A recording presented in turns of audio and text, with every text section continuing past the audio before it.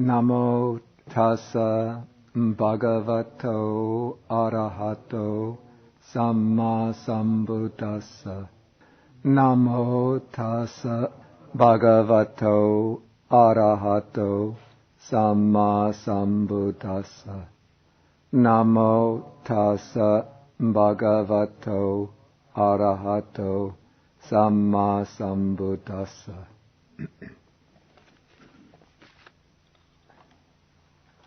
Okay, we will continue now with the study of the Satipaṭṭhāna Sutta. And now last time we completed the study of the section on contemplation of feelings. And now we come to Cittanupassana. This is contemplation of mind. And now contemplation of mind, it seems to me, develops quite naturally out of the contemplation of feelings. Because we saw last week that feelings are of three primary types. There's pleasant feeling, painful feeling, and what's called neutral feeling that's neither painful nor pleasant. And so in regard to these three types of feelings, there's a natural tendency for one or another of the three unwholesome roots or unwholesome mental defilements to arise. And so in regard to pleasant feeling,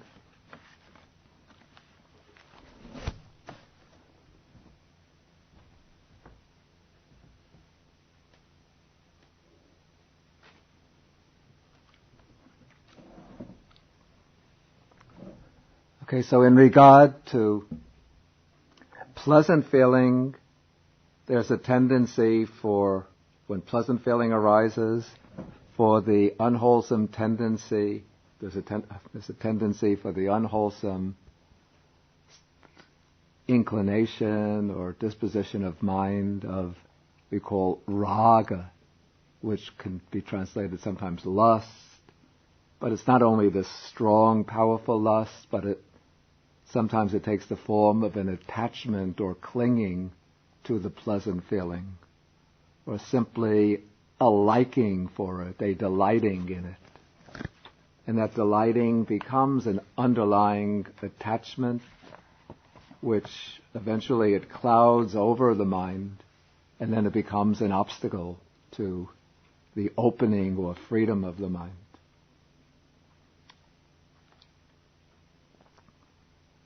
And then when painful feeling arises, then there is a tendency for the unwholesome disposition, the unwholesome quality of aversion to arise.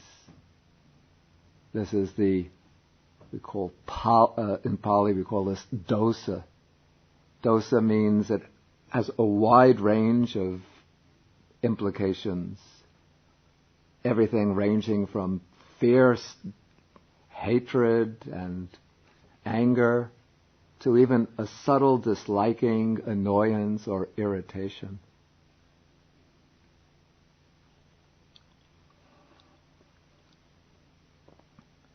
And then when there's neither a prominent pleasant feeling, nor a prominent painful feeling, then what is occurring is a neutral feeling, a feeling that's neither pleasant nor painful. And in that neutral state, if one is not observant of the feeling, then there is a tendency for delusion to arise. One becomes complacent regarding this neutral feeling. If it's a state of peaceful, quiet, peaceful state of mind, then one becomes complacent regarding that state of mind. And one doesn't observe the arising and passing of that neutral feeling, so one doesn't see the impermanence of it. And in this way, delusion arises and delusion becomes strengthened. And so from this we could see that the contemplation of mind grows organically out of the contemplation of feeling. It seems to come up almost as a necessary measure to protect the mind from being swept away by pleasant and painful types of feeling, and from being overwhelmed without its knowledge by these unwholesome tendencies of mind. And so through contemplation of mind, one observes one's state of mind, and one acknowledges what state of mind has arisen. And as I mentioned with contemplation of feeling, there are many different ways in which Satipaṭṭhāna practice is undertaken, but in regard to contemplation of mind, we could mention like two general ways in which it might be utilized. One way would be as a temporary practice undertaken within a broad framework of one of the other main contemplations. So one might be doing what is prominently a body contemplation.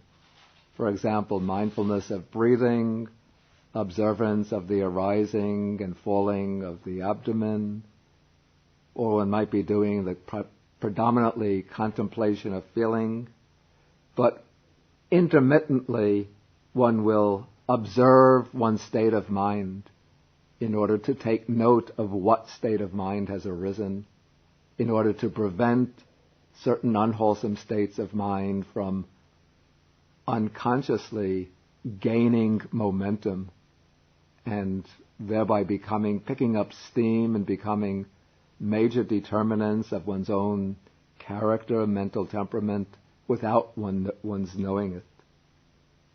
And so one will use contemplation of mind just intermittently from time to time, while one is doing predominantly a body contemplation or a contemplation of feelings.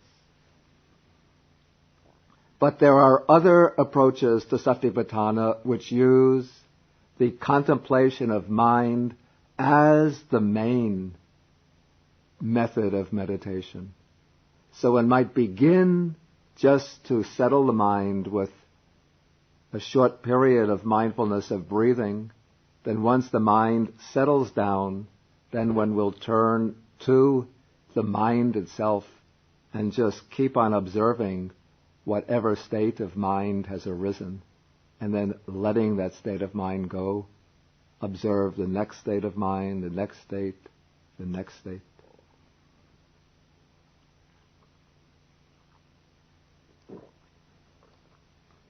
And within this section on contemplation of mind, the text sets up, we might call a matrix or a framework consisting of 16 possible states of mind, which are arranged in 8 pairs. The first 4 pairs give emphasis or prominence to unwholesome states of mind. And so within this first set of 4 pairs, we have the 3 unwholesome roots: greed or lust and its absence, hatred or aversion and its absence, and delusion and its absence. And so these 3 pairs set up a dichotomy, a distinction between an unwholesome state. That unwholesome state is one of the 3 unwholesome roots, and not its direct opposite, not some positive quality directly opposed to it, but simply the absence of that unwholesome quality.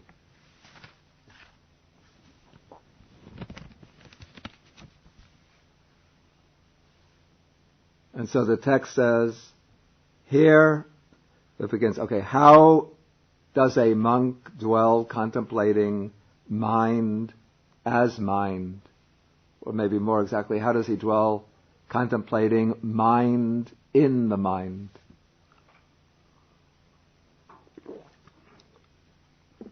Here, a monk understands mind affected by lust as mind affected by lust, and mind not unaffected by lust as mind unaffected by lust.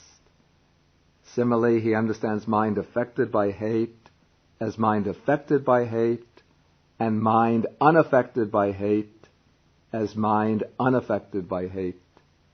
He understands mind affected by delusion as mind affected by delusion, and he understands mind unaffected by delusion as mind unaffected by delusion. Okay, now the actual object of focus in this contemplation is called citta, which we translate as mind. But now mind in itself is, in Buddhism, it's something which is constantly changing. It's not a fixed entity like a self or a soul which always preserves a fixed quality. But citta is the process of cognition, and it's constantly changing, always arising and falling away. And each citta, each state of mind, arises in association with a collection of mental factors. And it's these different mental factors that give the distinct color or flavor to the citta, to the state of mind. And so citta itself, we could say, is just the pure act of knowing or of experiencing. But the citta takes on its quality, its characteristics from the different mental factors with which it comes into association. So when we want to know the citta, to identify it as being of a particular type, to know what its flavor is on any particular occasion, we do so by way of its associated mental factors. Maybe this is a little bit like water, which is used to make a variety of drinks, flavored drinks. You can take different types of syrup, strawberry syrup. You mix it with the water and you get a strawberry drink. Blueberry syrup, you mix it with the water, you get a blueberry drink. Licorice syrup, you mix it with the water, you get a licorice flavored drink. You mix the water with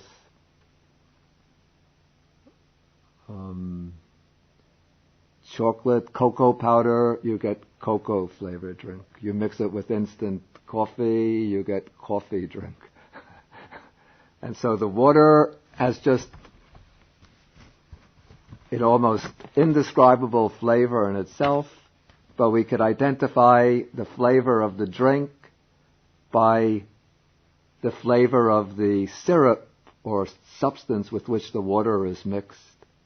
And so in a similar way, we identify the flavor of the citta, the mind, the state of mind, by way of the particular mental factors that citta, that the mind is associated with. And so the Buddha uses here a particular sense he's concerned with the purification and liberation of the mind. So he takes those factors that are really the root factors of bondage, the root factors of mental affliction and defilement, the three unwholesome roots, greed or lust, hatred and delusion, and makes those the primary basis for the classification of the cittas. And so one begins by contemplating the citta simply in terms of whether it is associated with one of these unwholesome roots or whether it is freed from that, at least temporarily free from that unwholesome root.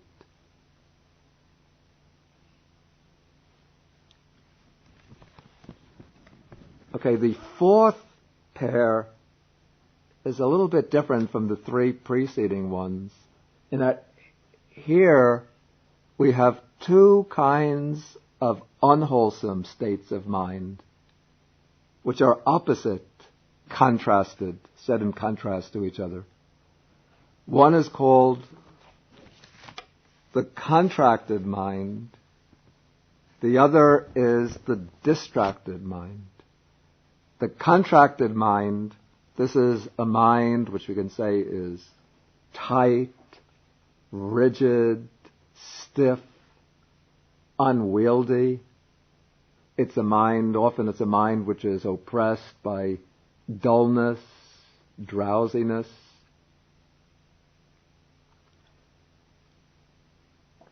Then the opposite of this is the distracted mind. That's a mind which is afflicted by restlessness, by worry, by agitation. Okay, so in the practice of this contemplation, one will note a mind that's affected by one of these defilements, a mind which is temporarily free from the defilement.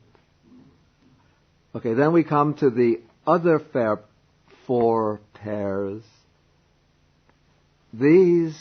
In these four pairs, the emphasis is upon what we might call higher states of consciousness, on the mind which has entered the domain of the adhicitta, the superior mind, the exalted mind.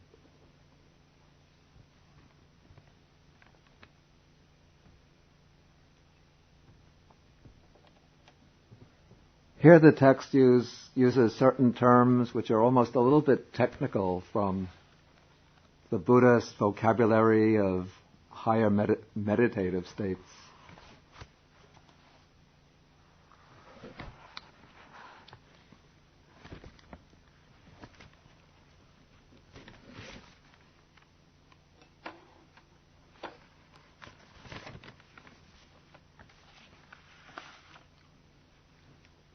Okay, first we have this pair, the exalted mind and the unexalted mind.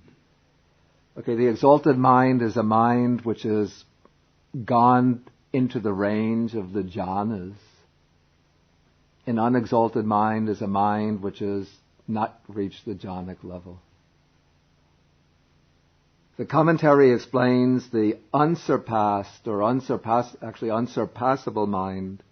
Again, it explains it as a mind which has reached the level of the jhanas, and the surpassable mind as a mind of the ordinary kind, a non-jhanic mind. And actually it explains concentrated, unconcentrated in a very similar way, and liberated, unliberated also in a very similar way. So I have to say I don't really see, on the basis of the commentarial explanation, very much of a difference in these pairs of opposite states of mind.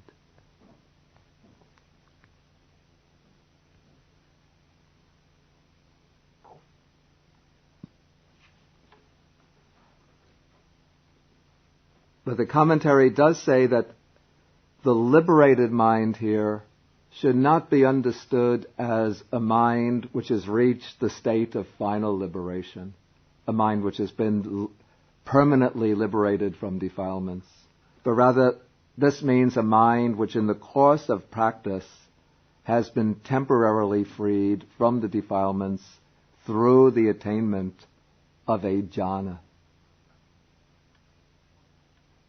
the reason the commentary says this is because this is the practice of Satipaṭṭhāna aimed at the attainment of liberation. And so since this is the practice which is part of the path, it can't include recognizing the achievement of the fruit, that's the liberated mind within the path. But I'm not so sure, maybe I think the commentary might be pushing a technical distinction a little too far here, since one would think that when an arhat is liberated in mind, he would recognize that the mind is liberated, and that would be also a part of citta-anupassana, contemplation of mind. Even though now he's not practicing the path anymore, but this is just a recognition that would come to him as a kind of contemplation of mind. Okay, and then the text continues, coming to the portion on insight. In this way, he dwells contemplating mind as mind internally. That is, one dwells contemplating one's own mind, observing the states of mind and identifying one's own states of mind. Or he dwells contemplating mind as mind externally. Again, we come across the problem I raised several times in earlier weeks. If one doesn't have the power of reading the minds of others, how can one dwell contemplating mind as mind externally? And I think the only answer that makes sense to me, is that one doesn't really directly contemplate the minds of others as such, so that one doesn't read the minds of others. But in the course of contemplation, just from time to time, instead of contemplating one's own mind, one will just temporarily advert to the idea that just as states of mind, sometimes good, sometimes bad, are arising in my own mind, so in other beings, in other persons, states of mind, similar states of mind, are arising. In fact, this brings quite a broad, I call this a broad expansion of one's understanding of consciousness, to think, not simply to think, but to try to experience this at the gut level, to realize that other beings are experiencing the world just in a very similar way that I am experiencing it. Like maybe I come into this room and I think, okay, I have come into a room in which there's maybe, about 15, 20 other bodies situated. But what I also have to consider is this room and everything in it is being experienced at the same time by 15 or 20 other minds, human minds. There might be spiders and the cobwebs along the bottom here. Other beings, unknown beings, hidden away in the ceilings, in the radiator, also experiencing the room. And maybe they're thinking, what is this racket that goes on every Tuesday night? Can't they let us live here in peace on Tuesday night?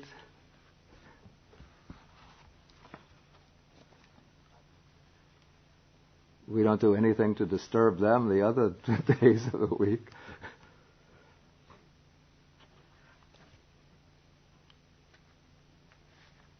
Okay, so one contemplates mind as mind externally, or one dwells contemplating mind as mind both internally and externally. That is, one will alternate back and forth between observing one's own mind, reflecting momentarily on the idea, the theme that others have conscious minds which are experiencing mental states similar to one's own. Then one comes into the contemplation of the impermanence of the mind. First, contemplating in mind its nature of arising, how mind arises, consciousness arises through many conditioning factors, how the mind passes away or vanishes through the cessation of its conditions and even through its own nature from moment to moment. Or he dwells contemplating in mind its nature of both arising and vanishing. That is, one will be dwelling, observing both the arising and passing away of mind.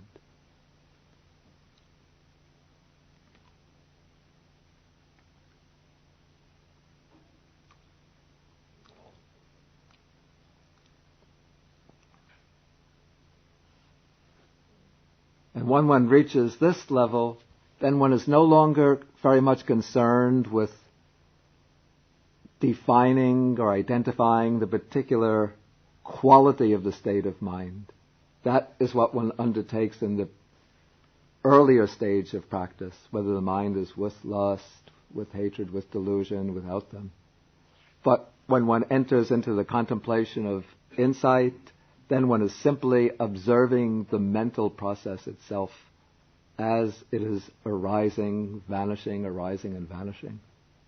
If, of course, in the course of contemplation, suddenly and unexpectedly some sort of stream of lustful thoughts or angry thoughts should arise and then deflect the mind away from contemplation of arising and vanishing, then one will have to lay aside that contemplation of arising and vanishing and identify the state of mind and dwell with that identification until the state of mind again subsides, comes back to the balance level, the level of meditative equipoise. Then one could return to observing the arising and vanishing of the mind.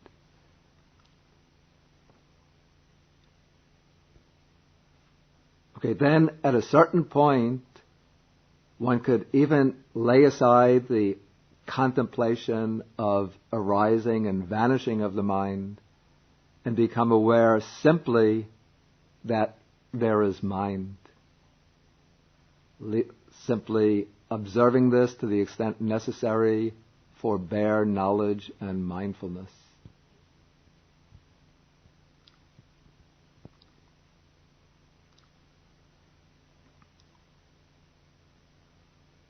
And so one abides, dwells independent, not clinging to anything in the world. And that is how a monk dwells, contemplating mind as mind.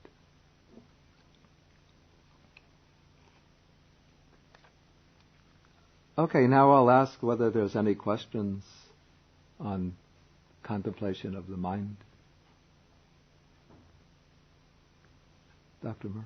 If you use the contemplation of mind as a main method of meditation,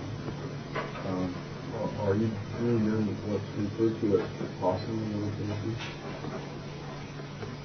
It is a type of vipassana meditation. In fact, most of the practices within the Satipaṭṭhāna method belong to what I call the broad overview of vipassana meditation. But I would say that the earlier exercises, identifying the particular state of mind, whether it's with lust, without lust, at that point is not yet, though it's, you call it vipassana meditation, it's more a modern term, a modern expression. Let us say that this is the preliminary phase of vipassana meditation, where it's not yet actually developing vipassana in the sense of the actual insights, but when it's doing the preparatory practice that will lead to the arising of the insights, or to the arising of insight, since it's through this call it discriminative knowledge, or discriminative understanding of phenomena, that one is interpreting, I use the expression, interpreting the experiential field in such a way to provide a opening for insight to arise. But in the preliminary phase of practice, even in contemplation of mind, the main purpose is not yet to generate insight, but it is to weaken and to overcome the debilitating influence of the five hindrances, which we'll come to a little bit later in connection with the next contemplation, and to strengthen the force, the power of mindfulness and of concentration. And it's only when mindfulness and concentration, it's only when the five hindrances have been adequately suppressed, adequately overcome, and when mindfulness and concentration have reached a sufficient level of strength that the suitable foundation has been laid for the arising of insight or vipassana.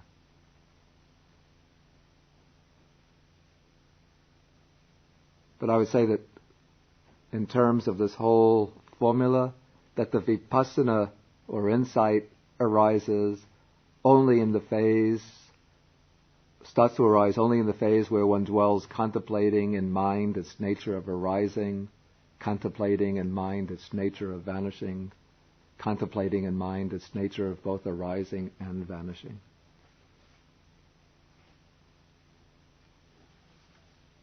So would you say then that's an analogy to what you were saying before, that Satipaṭṭhāna is the path to permanent liberation, but not the truth itself?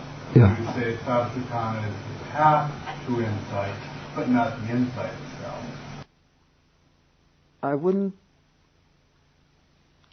wouldn't draw this analogy too strictly. Satipaṭṭhāna is the path to final liberation, but does not include final liberation itself. But Satipaṭṭhāna includes the preparatory phase for insight and the practice of insight itself. The practice of insight in the first three contemplations is primarily indicated by the passages included here, that paragraph 35 and its parallels in the earlier contemplations, paragraph 33, 35, especially the contemplation of arising, vanishing, contemplation of both arising and vanishing. And the contemplation of insight becomes more prominent, especially prominent in the what's here called the contemplation of mind objects, or Dhammanupassana.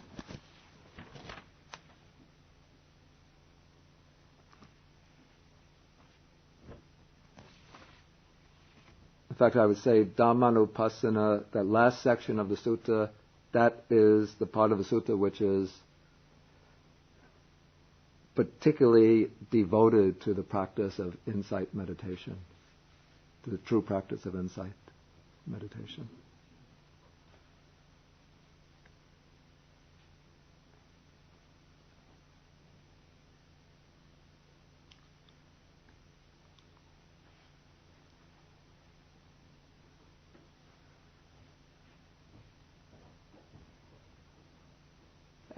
Any further questions?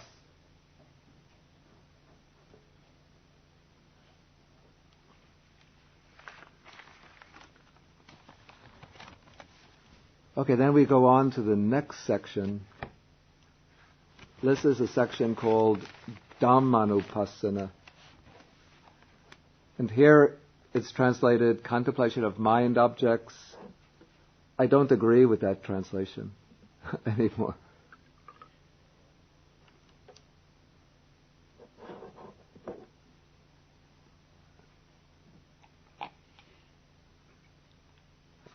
Okay, before we go into the actual text of this contemplation, let's try to find out what is meant here by dhammas in the expression, by the expression dhamma, by the word dhamma in Dhammanupassana. And to do this, we can just quickly take a little survey of the list of exercises included in this contemplation, the basic categories, we see first the 5 hindrances, then the 5 aggregates, then 3, the 6, what we call the 6 bases. These are the 6 inner and outer, 6 internal and external sense bases. Then 4 comes the 7 factors of enlightenment, and 5th comes the 4 noble truths.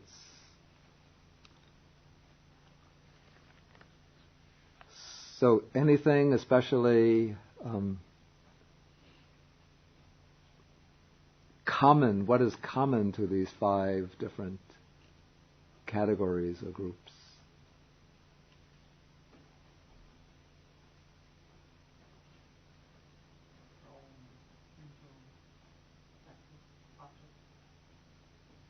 They aren't all actually mental factors. Of course, insofar as anything can be objectified by the mind, it's a mental factor. But the things like in the 6 sense bases, the eye, ear, nose, tongue, body, are physical things rather than mental things. That's one reason why I don't agree with the translation, mind objects.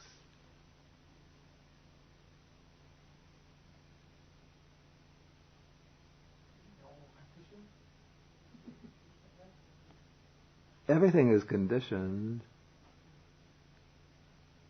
That's something common to them. Maybe that's important, but it wasn't what I had in mind.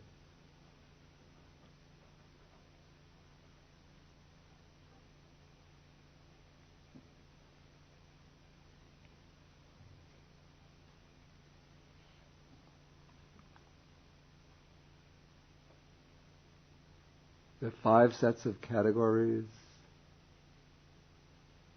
Do we come across these categories in everyday life? As categories.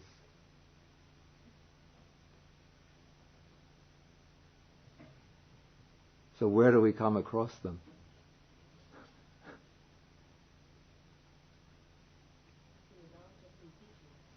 Yeah. So what would you call them? They're categories of teachings. Okay, so that's one characteristic about them, is that they're all categories of teachings, so that you could say that they're dhammas in the sense of teachings.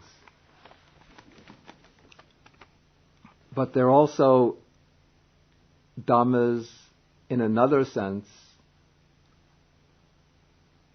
in that one thing, if you look at them, something that you might notice about them, another thing about them, I'll give you a little hint. You notice that these sets are all sets or groups, and what does being a group imply?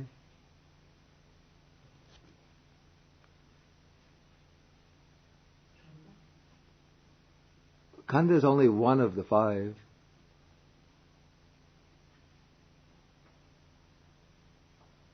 A group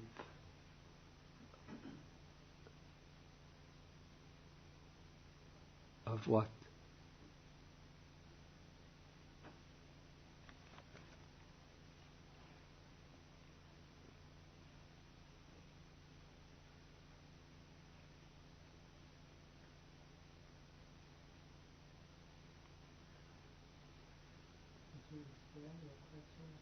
Okay.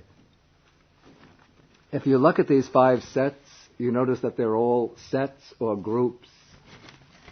And as groups, what are they made up out of? No, there's 5. I'm not yet coming to that point. I want to find what's common to them. Yeah. To try to understand why this section might be called Dhammanupassana. They're all groups of what?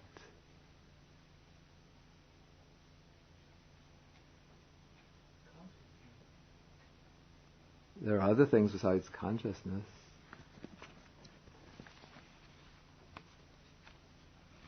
A very broad term. Experience? Excuse me? Experience? Very close. But experience is a singular. We have a group. You don't have a group of experience, but a group of... Other ways of categorizing experience.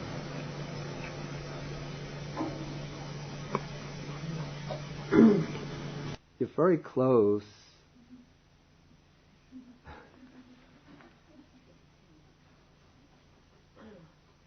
I'm trying to get a way to hint. Think of a way to hint.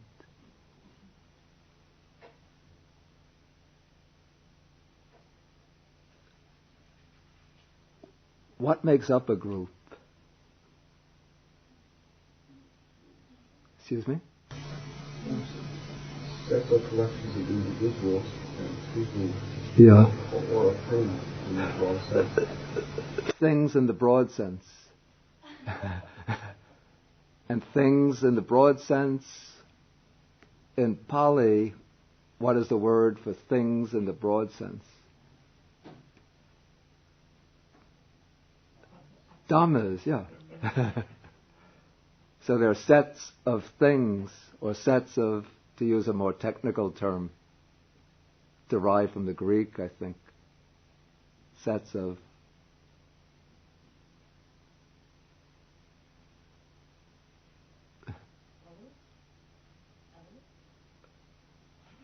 I don't know that elements is derived from the Greek. No, elements is close, but there's a more philosophical term. No. Begins with a P. Exactly, yeah. Phenomena. Sets of phenomena. So phenomena are what we rendered phenomena is a rendering that we often use for dhammas. So, I would say that the dhammas, dhammanupassana, we call this dhammanupassana because they take as their object, first, categories which are determined by the doctrine, by the Dhamma, by the Buddha's teaching, or categories of the doctrine. And then each category comprises a number of phenomena, and those phenomena are dhammas. And so, Dhamma here, in Dhammanupassana, might be considered phenomena that are organized and arranged into sets of categories. And these categories are not set up at random, but they are determined by the Dhamma, that is, by the Buddha's teaching. And they are established, the categories are established because they are established in such a way as to lead to the realization of the Dhamma, the ultimate Dhamma.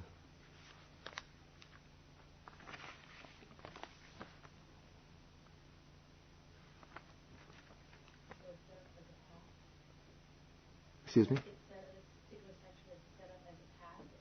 Yeah, I'm going to come to that in a moment. And so the practice of the Satipaṭṭhāna is not but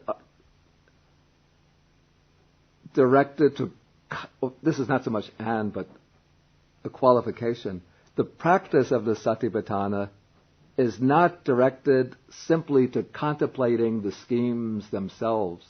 It's not that one is out to contemplate different schemes of classification, but rather one uses these schemes of classification as doorways or gateways in order to gain perspectives on experience, as ways to render one's experience intelligible in the light of the Buddha's teaching, in the light of the Dhamma. And so we might say that the schemes are frameworks that make experience meaningful, comprehensible, in terms of the aim of the Dhamma.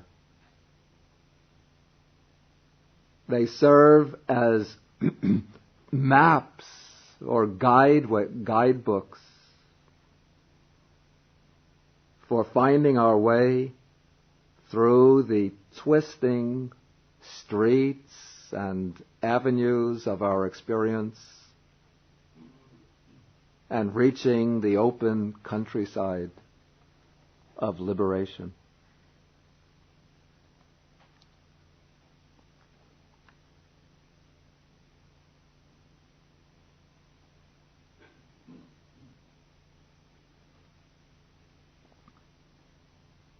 Okay, then if we look at the specific contemplations again, or specific exercises again, these 5 exercises, at first sight they might seem to be laid out almost at random. And I have to say that from what I've read from Venerable Analayo's, his comparative studies of the Pali Majjhima Nikaya with some of the versions in the Chinese Tripitaka, it seems that in the most primitive or most archaic version of the Satipaṭṭhāna Sutta, in the Dhammanupassana section, there were probably originally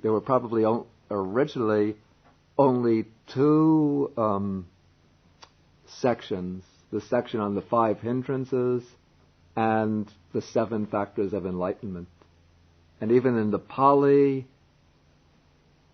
Vibhanga, that's the book of the Abhidhamma Pitaka, the second book of the Abhidhamma Pitaka, in the exposition of Dhammanupassana, in this chapter on Satipaṭṭhāna,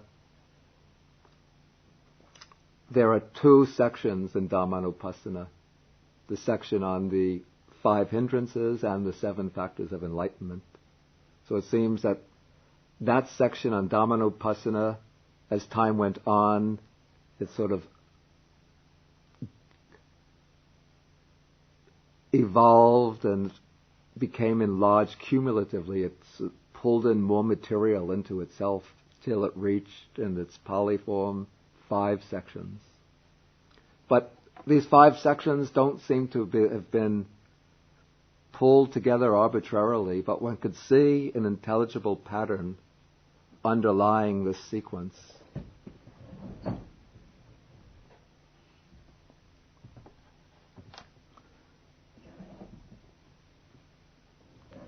Okay, so I would explain what I would call the progressive sequence or the pattern, something like this.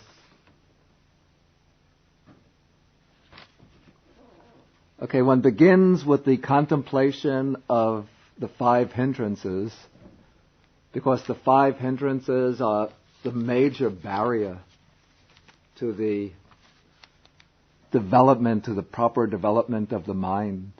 The Buddha says that the 5 hindrances are what corruptions of the mind that weaken wisdom. So they are obstacles both to samadhi, to concentration, and to true insight, to panya or vipassana jnana, to the wisdom of insight.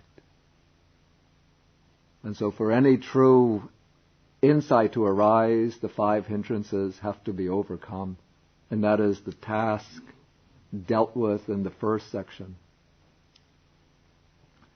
Then, once the 5 hindrances are overcome, this is the clearing of the barriers, then the field opens up, or the way opens up for the exploration what I call the exploring the field of experience. And this is what takes place in sections 2 and 3. One explores experience in terms of the 5 aggregates, and then one explores experience in terms of the 6 sense bases, internal and external sense bases. The exploration in the 2 cases has a somewhat different character, which I'll come to when we deal with these sections. But it is through the exploration of the investigation, the exploration of the 5 aggregates and the 6 inner and outer sense bases that insight starts to develop. Then as insight develops and starts to gain momentum, then the 7 bojjhangas, the 7 enlightenment factors, pick up momentum. They gather force. They become more prominent. You could say already from the very beginning, the 7 enlightenment factors are being instigated or aroused. But in the earliest stages, they're still recessive. But once this exploration and investigation of the 5 aggregates and the sense spaces is proceeding uninterruptedly, then the 7 enlightenment factors are now gaining in strength and becoming more and more decisive,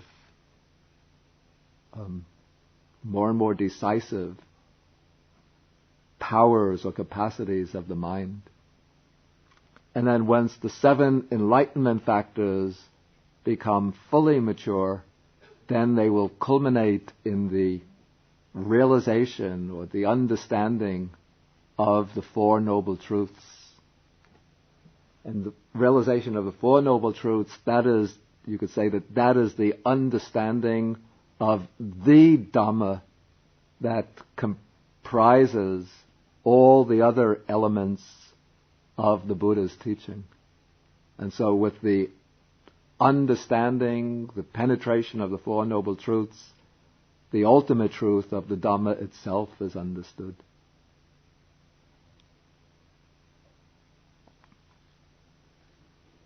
And so we could see that in the section on the Dhammanupassana now, insight or vipassana is now being given much more prominence than in the earlier sections.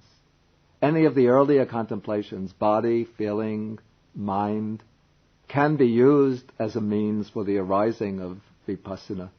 And in fact, these contemplations are not mutually exclusive, since one can be starting either with the body, with feeling, with mind, and then come using that as a means for focusing the mind while one is working to remove the 5 hindrances.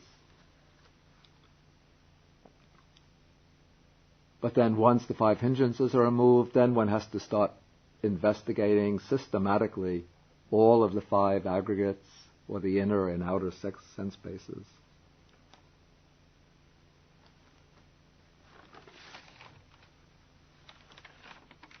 And then it is that investigation of the 5 aggregates, the inner and outer sense bases, that is what reveals, what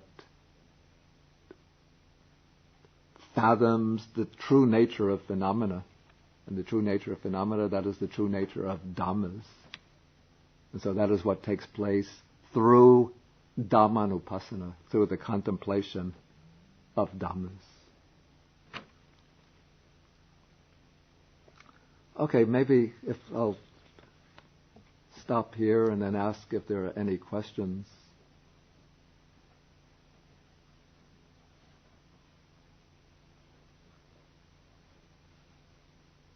Any questions on what has been said so far?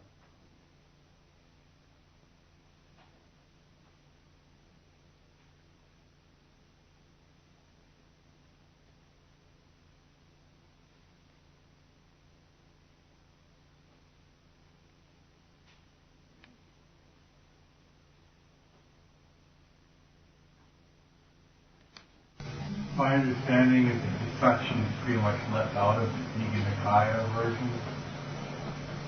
The Dhammanupassana section? The section Four Noble Truths, certainly, is left out of the Nikāya. It's more elaborate in the Nikāya version. Yeah, because the Nikāya version, one might almost miss the section on the Four Noble Truths because it's so elaborate that one almost doesn't see it as a section on the Four Noble Truths because it has item by item definitions of each of the terms in the First Noble Truth, of explanation of what's meant by sorrow, lamentation, pain, grief, and despair. Then it has a very long section on the Second Noble Truth, when suffering arises, where does it arise? When suffering ceases, where does it cease? And that goes on for several pages. And then it has a factor-by-factor definition of the factors of the Noble Eightfold Path. So my hypothesis is that that section in the Digha Nikāya version was originally probably a very early commentary that originated maybe in the Sangha, maybe in the Buddha's own time, maybe coming from a monk like Venerable Sariputta or one of the other direct disciples of the Buddha. And then it came to be incorporated into the more archaic version of the Satipaṭṭhāna Sutta. But go back and look at the Digha Nikāya Satipaṭṭhāna Sutta. You'll see that it's the section on the Four Noble Truths is there.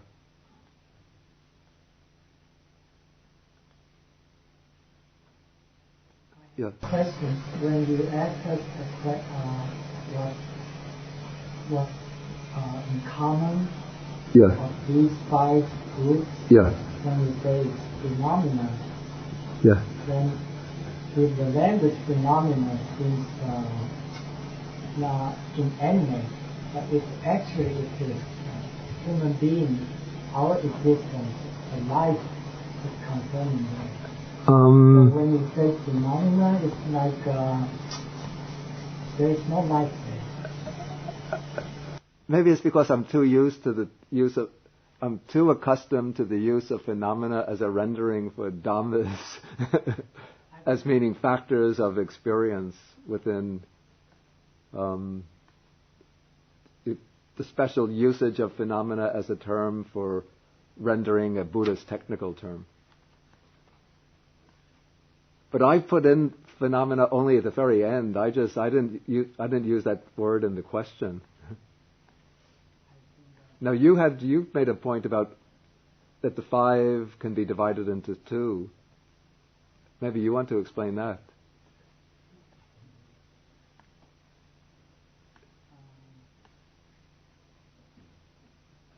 Actually, I think maybe we can divide into three groups. First is five hindrances.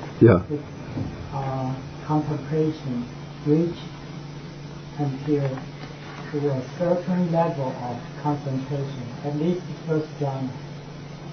And using this concentration to observe five aggregates, six sense states, and then it's not exploring the field of experience, but it categorizes our experiences. So we understand what is our existence. And then the seven enlightenment factors, because of mindfulness, you will divide, you will be mindful and knowing, you will develop the second factor, the Dharma Vichara, to divide into two groups, what is pure, what is not pure, and then you will rouse your energy. And so we have two sets, what is pure and not what is not pure. Mm. So 5 aggregates, 6 blank spaces. It can be just general human beings' existence, our experiences, and to 7 enlightenment is reaching towards the process of purification. So which of the two groups? I'm not quite sure that I see. The two groups are Or two divisions. 5 aggregates, 6 blank spaces. This will be it can be, it is not, it is impure. And 7 enlightenment factors, vulnerable truth, these are pure. I see. So you divide them into two groups, impure and pure. And so you put the 5 hindrances, 5 aggregates, 6 sense bases in the impure category, and 7 enlightenment factors, 4 noble truths in the pure category.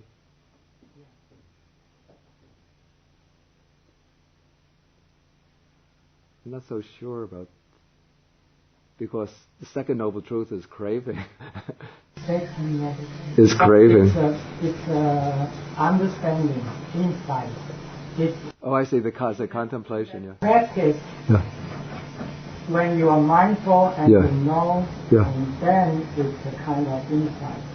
But then one could say that the mindfulness or insight of the 5 aggregates, 6 sense bases is also in insight. Yeah. Because in other sutras, when our sense factors, when we see something, Yeah. then our feeling, and then craving is there, and then you know this is something, and then you remove it. Yeah.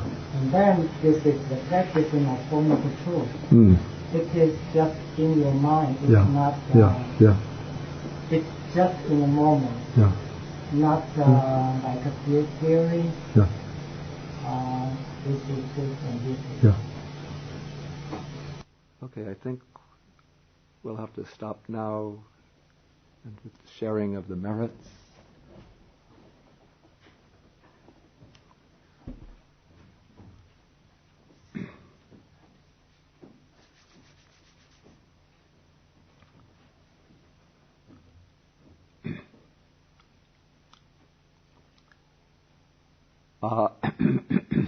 Akasata ca bhumata deva naga mahitika punyantang anumoditva chirang rakantu sasanang.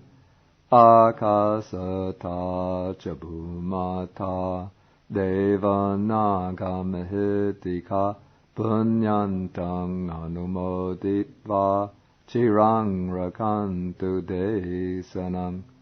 Akasata ca bhumata deva naga mahitika punyantang anumoditva chirang rakantu mang parang.